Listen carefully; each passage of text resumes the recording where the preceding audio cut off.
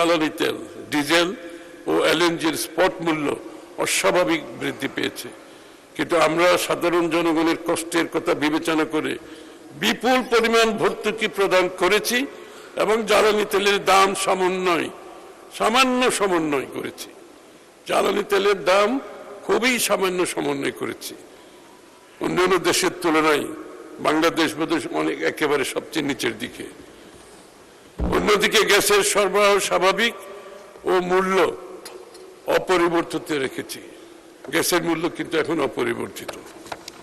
Offshore gas অনুসন্ধান আকর্ষণীয় করার জন্য দেশের স্বার্থ সমুন্নত রেখে model production sharing contract PSC সংশোধন, জ্বালানি আমদানির ক্ষেত্রে একক উৎসের উপর নির্ভরতা কমিয়ে উৎস বহুমুখীকরণ নীতি অনুসরণ, মহেশখালীতে বিদ্যমান দুটি ভাসমান এলএনজি টার্মিনালের পাশাপাশি নতুন টার্মিনাল স্থাপনের বিষয়টি পর্যালোচনা, মহেশখালীর মাতারবাড়িতে একটি ল্যান্ড বেসড এলএনজি টার্মিনাল স্থাপনের জন্য জমি অধিগ্রহণ পরামর্শ নিয়োগের প্রক্রিয়া চূড়ান্তকরণ, জ্বালানি তেল পরিবহনে নির্মিত 601.550 কিলোমিটার পাইপলাইনের সর্বোচ্চ ব্যবহার, জ্বালানি তেল খালাসে সিঙ্গেল পয়েন্ট মোরিং চালুর উদ্যোগ গ্রহণ, চট্টগ্রাম উপকূলীয় শিল্পাঞ্চলে ধাপে ধাপে 50 লক্ষ মেট্রিক টন পরিশোধন ক্ষমতা সম্পন্ন নতুন ক্রুড অয়েল রিফাইনারি নির্মাণ।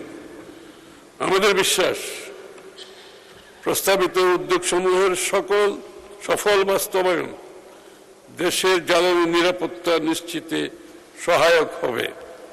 বিদ্যুৎ ও জ্বালানি খাতের গুরুত্ব বিবেচনায় এ খাতে 2026-27 অর্থবছরে এই মন্ত্রণালয়ের অনুকূলে মোট 17,345 কোটি টাকা বরাদ্দের প্রস্তাব করছে।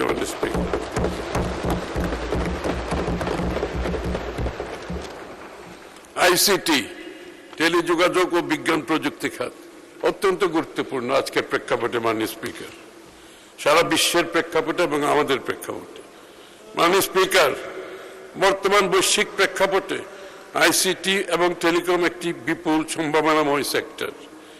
এই সেক্টর হতে পারে আগামী দিনে বাংলাদেশের অর্থনীতির অন্যতম চালিকা শক্তি, অথচ বর্তমানে দেশের জিডিপিতে এ খাতের অবদান মাত্র 1 থেকে 2%। যথাযথ পরিকল্পনা গ্রহণ ও বাস্তবায়নের মাধ্যমে আগামী 5 বছরে তা 10% উন্নীত করার লক্ষ্য নির্ধারণ করা হয়েছে।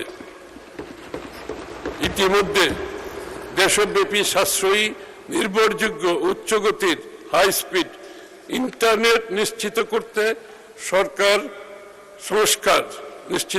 সংস্কার কার্যক্রম শুরু হয়েছে।